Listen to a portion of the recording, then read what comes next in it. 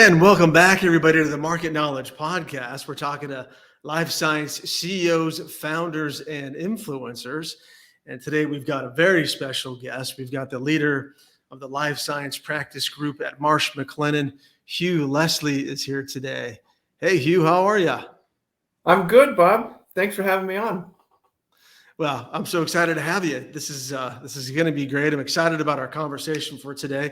But first, why don't we set it up a little bit for those in the ecosystem that don't know you? Tell us a little bit about your role at Marsh McLennan.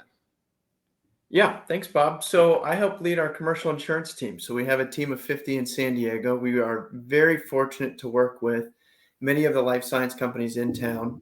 There's over 1,700 life science companies in San Diego right now. And so we work with the very, very small emerging coming out of the academics or somebody who's had successful companies that then license some great science all the way up through large public companies. And we help them every bit of the way. So our job is to be an extension of their team in guiding them in their overall risk management strategy. So before I want to talk about you and kind of your history and how you got here, but first, in that process that you go through with these companies, are you mainly meeting with the CEOs and founders of these groups? Yeah, exactly. Which makes it really fun. Every day is different because we're learning about amazing science that's typically way over my head, but I get to get them to dumb it down so we can understand what they're doing and what they're trying to achieve to help the patient. But we work mainly at several inflection points. First, when they form the company, oftentimes they'll have some sort of seed funding, and they'll have what's called directors and officers coverage that their board likes to see. And or when they're getting lab space, they have to have some lease requirements and have insurance. So we'll engage at that time and then try to build a good cornerstone program for them so that they can grow for every phase of their journey. Great, and I can relate to you. Not some of that science that's way over my head as well. I've got scientists as part of my team to kind of translate that science to me. But so you've been in this space for a long time now. Tell me more about how you got to San Diego and you got into this life science ecosystem here. Well, I got a lot of luck. A lot of luck more than skill. So I'm from Ohio, and I played water polo at Miami of Ohio, just on the club team there. And we came out in November of one year to Cal Poly up in San Luis Obispo. And it was raining in 33 in Ohio in November when we left. And it was raining in 33 in Ohio when we got back. And the whole time we were here, it was sunny and 70, and we played outside in a pool. And I was thinking, gosh, I haven't seen the outside of a pool not covered since Labor Day. So something's neat. And I remember flying back thinking, wouldn't that be crazy to be able to live where you could be outside all year and enjoy it? So I graduated, drove across the country, ended up in San Diego, landed in Encinitas. I've been in Encinitas since 2004. So again, complete luck and very fortunate. And then I've been working in the building that I've been in almost since 2004 too. So in Town Center Drive up in UTC, our team has been in there since 1986, but I actually worked for a different company out of college. And I met some of the great people that I work with now. And I thought, gosh, they're pretty nice. They seem to like what they do. And then was able to learn what they did and work my way in and switch companies to be able to work on the brokerage side. And so have you been in the life science space, meeting with life science clients and prospects for almost all that 20 years? Yeah, in various forms and stages. At Marsh, I've been there almost 10 years. So that whole time has been life science. And it's just as exciting as when I started because of all the innovation that continues to happen in San Diego and all the creation of new companies and new ideas. And getting back to the licensing, it's just amazing the amount of research institutions we have in San Diego and the university system, which really helps support the entrepreneur and encourage the creation of companies. And then people like you and I get to help structurally coach and mentor from our different disciplines to help the brilliant people succeed. Yeah. Well, and I'd like to kind of dig into that a little deeper, if you don't mind, on that 15 year period. San Diego's changed a lot, and life science ecosystem and the landscape's changed as well. What have you seen over the years? What has that meant to you? Yeah, great question, Bob. I think one of the really, really interesting things is it's become more. The growth has caused an abundance of creation of companies. So if we go back to the late 70s and early 80s, the university UCSD was starting to spin out some licensing agreements, and then large pharma was coming in and moving people in. So you had folks moving from large pharma out of New Jersey coming in and starting to run and put some structure, bigger company structure around scientific ideas.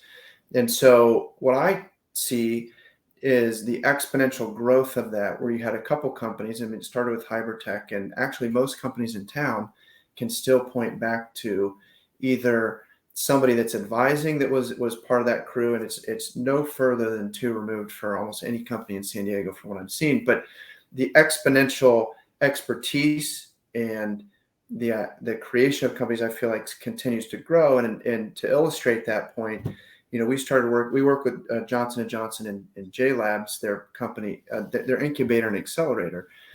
Well, they were one of the only ones in town. Pfizer used to have something years ago, and it kind of petered out. And then, I think probably about 10 years ago, J Labs started, and it was like, okay, can we get a couple companies to join and be a cohort in this accelerator and rent wet lab space? Yeah. And then that just exploded to where they capped out for a while at 40 companies, and there was a waiting list that they couldn't get in. And then you had biolabs start up and a number of other amazing incubators and folks that are running wet labs. And kind of how the industry has changed now, there are more life science companies than we've ever had. There's more lab space than we've ever had, but there's a bigger shortage of space for scientists to be able to get wet labs and office space. And what we've seen, even in UTC, where it's traditionally been white collar offices, those are getting gutted to put wet lab space in. So I think, to answer your question, we're just seeing the momentum continue to go through the decades, and then also the deepening of the expertise, where you have those folks that are now in their 60s and 70s, and some maybe even in their 80s, that were really at the forefront of the industry and helping San Diego to become what it has become. And they're just helping to raise capital quicker, to develop companies quicker, and collaborate more frequently than would have been possible maybe 30 years ago. And I think what's possible in San Diego, it's so unique. You have Boston and San Francisco, and there's really not even a distant fourth for the level of collaboration in San Diego. The other thing that I think is unique is, I think we have a great recruiting and retention tool with the sunshine here, but it also creates San Diego geographically is very unique and creates more collegiality and collaboration than in other markets. If you're in Torrey Pines, you're not going to meet an executive from a life science company that lives typically outside of 25 minutes of that range. And that might even be with heavy traffic, right? So if you compare that to the markets in Boston, you could have people commuting hours. Same with San Francisco, when people went to offices in San Francisco. And so I think it creates a different environment in San Diego, where people are friendly competitors, and they're really here to help focus and grow the ecosystem as part of their overall career goal. Hugh, you mentioned the drive time in some of the other markets, the other life science clusters like Boston and San Francisco. There are, some pushes by some developers and others to, have more lab spaces downtown. Do you think our ecosystem here in San Diego will make that push south? Yeah, it's an incredible question. So there's only actually one company that I know of in 20 years that's actually run an operation downtown. That was called CardioNet, and they were one of the first ones that would monitor heart monitors remotely. Since then, I can't think of a single life science company offhand that's actually had operations headquarters and grown significantly downtown. I think the hurdles, and I love the idea of the project on the waterfront downtown, I think has a ton of potential. The hurdles are schools. So it's not that downtown area wouldn't be cool. The other hurdle is homelessness. It's rampant down there. I mean, when you have me and a group of guys that go to a baseball game and we feel uncomfortable walking from the trolley to the baseball stadium, I think that's something to consider in that space. I also think, what I've heard is that you get life science execs coming in from out of town and they get there and they say, oh my gosh, this is phenomenal. I can build a team. And they say, oh, Yeah. by the way, where would I live? Oh, well, I would live north of the 56. My kids would go to school north of the 56, right? So I think there's a hurdle where the school system and district is limited within that area if you're going to get executives or really anybody above 35 that has a young family to consider living close to that area. Not to say it can't be done. I think if you can get a couple anchor tenants in there that would drive it, a lot of people would say, gosh, actually, it's not that bad of a drive. It's still only 35 minutes to get down there. And there's the viability of the train and the trolley, right? Which could be really, really cool. But I think it really comes back to schools. And maybe I'm biased because my girls are in kindergarten and second grade. So that's first and foremost, being able to walk to school and have Yeah. a digestible commute and also in a safe environment. Yeah, well, no, I think it's a good debate, and I think I see both sides, and there's a lot of different. I think everybody's talking about it. So, staying on that theme just a little bit, also, you mentioned the lack of lab space in the Torrey Pines and La Jolla area. Um, over the past few years, we saw a huge spike, right, in the life science demand. Things are starting to level out a little bit. A lot of talk about downturns in the industry. What's your opinion and your thoughts on the health of the life science industry? Yeah, well, I think there is a cyclicalness to what's going on right now. Money is not frothy and free like it may have been Mhm. last year. We did more IPOs last year. I think our team did 38, helped on 38 IPO transactions, which was a record year for San Diego and unheard of. An average year before would have been anywhere from 12 to 15.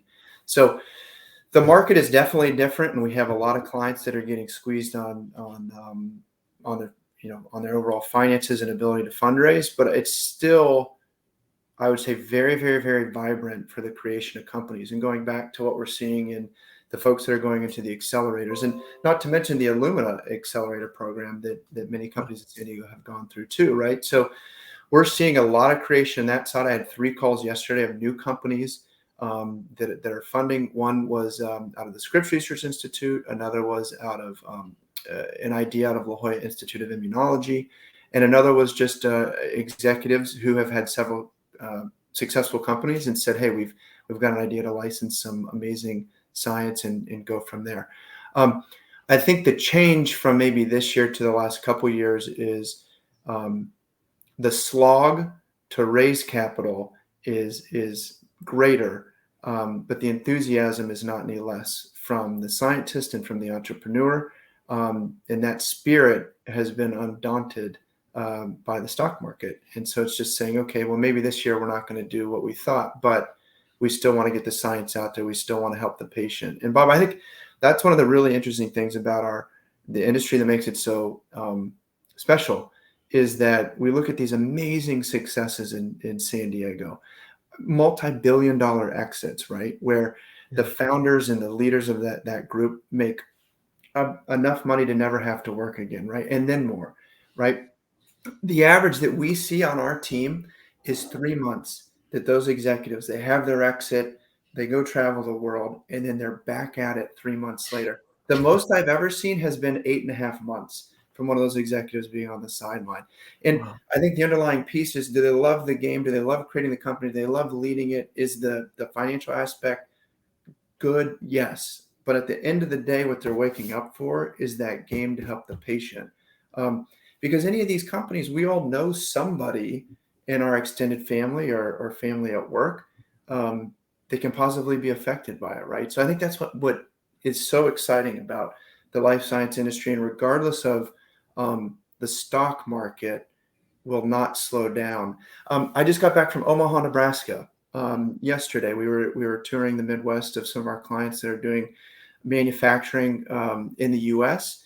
And with the the current administration, Biden came out last week. There were a number of folks that are leaders in town here. I know that folks at Genomatica and others went and actually presented to Congress on innovation in life science in manufacturing in the U.S. And obviously, we saw with the pandemic the need to be able to not be dependent upon such dispersed supply chains. Not that that's not going to be important, and we're not going to need to be able to deal with partners outside the U.S. But what I saw this week was extremely encouraging in San Diego companies that are figuring out how to manufacture in the Midwest. So I think people are innovating, and they're going to continue to pivot no matter what the stock market's doing.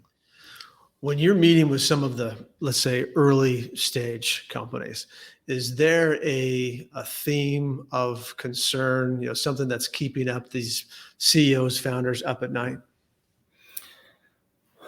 Yeah, what the heck to do the next day? I think one of the things that's of these founders that I come across time and again is humbleness and lack of cockiness, and the ability to say, I'm a scientist.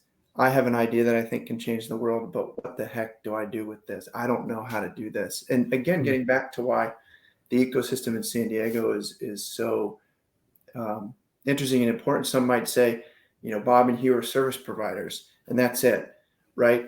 But what I find with the entrepreneurs is they come back and they say, gosh, working with people who have done this hundreds of times and getting the advice to help boost the entrepreneur and the scientist forward is helpful. But what keeps them up at night is the same thing as any entrepreneur, right? How the heck do I make payroll? How do I keep the science going forward? What if we have data that's not positive? It's a wild road. The life of the entrepreneur is a wild rodeo. Yeah, absolutely. Good stuff, Hugh. I love it. Okay, last question, and I got to give you full credit for this question because we've talked before. And we talked about different questions to ask different guests. What are you reading, or maybe even listening to, podcast-wise, or something like that, that's making a big impact in your life that you'd like to share? Yeah, so a couple things. So reading right now, I'm reading a course called America by Tom Coyne. He is a golf writer, but kind of in the vein of a Bill Bryson humor travel writer. And he tours the U.S. Playing a bunch of different golf courses. And the golf is second or third of the stories, but he's just meeting people with many different backgrounds and through a simple game, chasing a white ball, talking about what makes a country special and the ability for people to get together and come to common ground. So that's a great one. With a lot of laughs in it as well. And the other one, I'm rereading a book called Working by Studs Terkel, who is an interviewer and radio personality in Chicago years and years ago. But it's on people's daily life and what motivates them, and just really talks about what they do and why they do it, which is fascinating. I think reading it for me reminds me of the commonality of all people and being able to connect. So that's a great read. And listening to, there's a great podcast on Bloomberg called Masters in Business by Barry Ritholtz, and he interviews different finance business leaders. So for me, it's great to hear what different folks that are leading Vanguard and groups like that are thinking and coming out. So it's a good listen on that side. And another one that's kind of totally different. I don't know anything about music. I like listening to music, but I have no specialty genre that I like. Malcolm Gladwell and Rick Rubin have a podcast called Broken Records. So that's been a good one. Mountain biking or going for a run to listen to hear about how entrepreneurs in the artistic setting have had made success. Hugh, great stuff today. Thanks so much for being here. Really appreciate it. We'll put on my website, I'll put some information on how to reach you, and then we'll put the books and podcasts on there as well, so everybody has a chance to dig into that a little bit as well. Great. Thanks, Bob. All right. Thanks for being here. Appreciate it.